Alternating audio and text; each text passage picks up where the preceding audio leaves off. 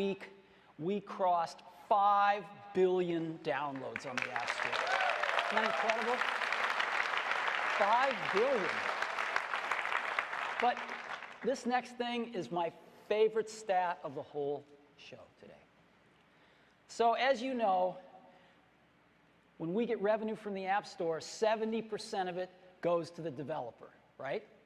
70%. So how much have we paid developers? Our 70% that we've paid you, how much have we paid you to date?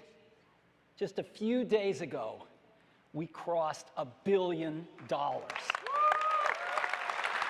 billion.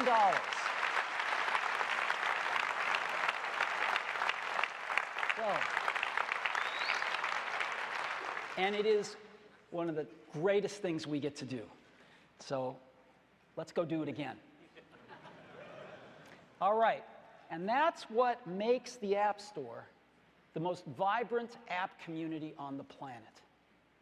Over 5 billion downloads and a really healthy ecosystem, not only for users, but for developers as well. And we're thrilled with it. So that's the App Store. Now, I'd like to talk about the iPhone.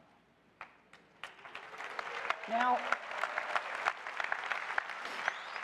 there have been a lot of statistics floating around, market research, market share studies, and some of them are okay and some of them are questionable. And I'd like to just give you two pieces of data that can help you make your own judgments about market share. The first one is a report that just came out by Nielsen, highly respected firm. And this is for Q1 of 2010. This just came out. And they said, what is the smartphone market share in the US? And here's what they reported. RIM, #1 with 35%. iPhone, #2 with 28%. Windows Mobile, #3 with 19%. Android, #4 with 9%, and other tied at 9%. And so what Nielsen said was in Q1 of 2010, the iPhone's market share was over 3 times that of Android. In 2007, iPhone reinvented what we think of as a phone. It's hard to remember what it was like before iPhone. Carriers controlled what was on the phone. There were a few apps, but nothing like we think about apps today. There was no free market for apps. There was no app store. It was really different before the iPhone. And the iPhone started to change all of that in 2007. It was a revolution. In 2008, we added 3G networking and the App Store. In 2009, the iPhone 3GS was twice as fast, and we added some other cool features like video recording. For 2010, we're going to take the biggest leap since the original iPhone. And so today, we're introducing iPhone 4, the 4th generation iPhone. Now, an all-new design. Now, stop me if you've already seen this.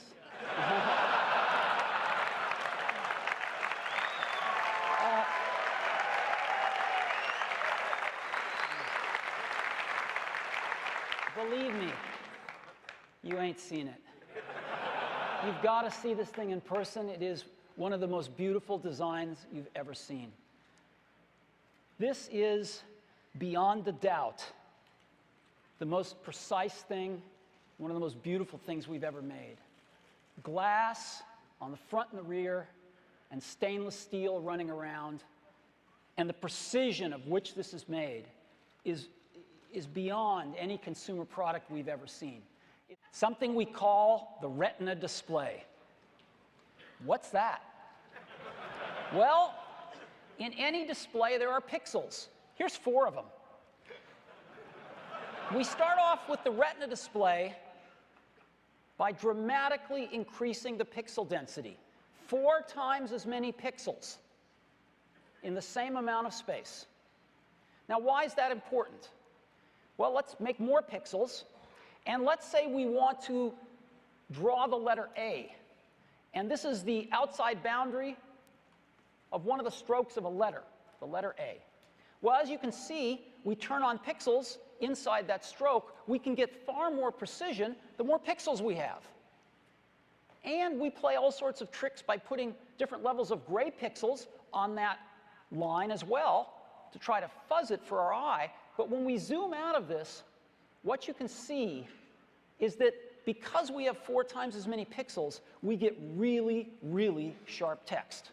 3.5 inches, the same size as the iPhone 3GS, yet with 960 by 640 pixels, that's 4 times more pixels than the iPhone 3GS.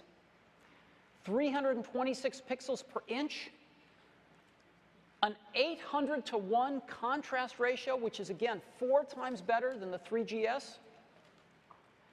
We're using IPS technology because we're adding a gyroscope. So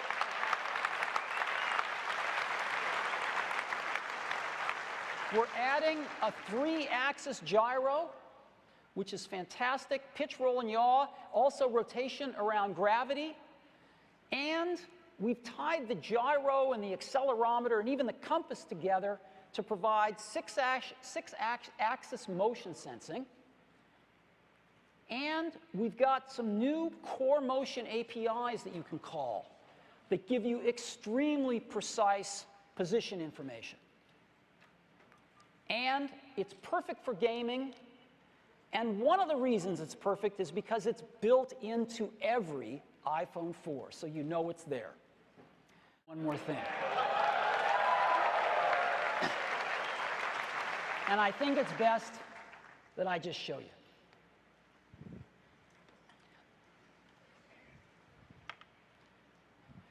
Now, I really want your Wi-Fi devices off. Are they off?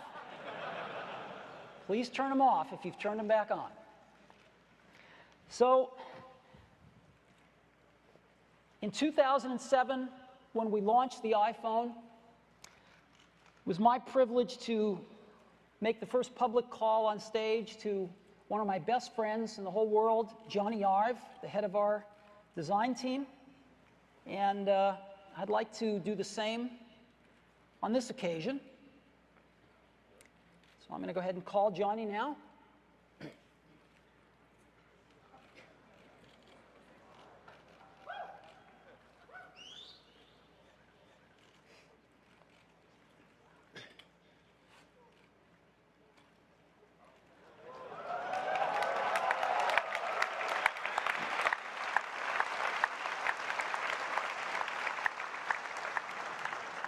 Hey, Johnny.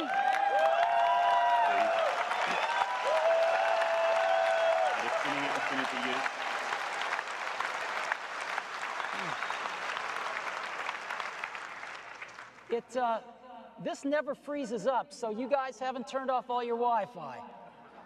Come on, let's get it off, please. Hey, Johnny, how you doing? I'm good. How are you? I'm doing okay, except for these guys that aren't turning their Wi-Fi off. Bit naughty, isn't it? Yeah. You know, this is amazing. I grew up here in the U.S. with the Jetsons and with Star Trek and communicators, and just dreaming about this. You know, dreaming about video calling, and it's real now. You know, did you have this kind of stuff in England? I grew up watching exactly the same TV shows. You know, I used to love that sort of wonderful, sort of optimistic view of the future, and it's real now, isn't it? It's real, especially when people turn their Wi-Fi stuff off.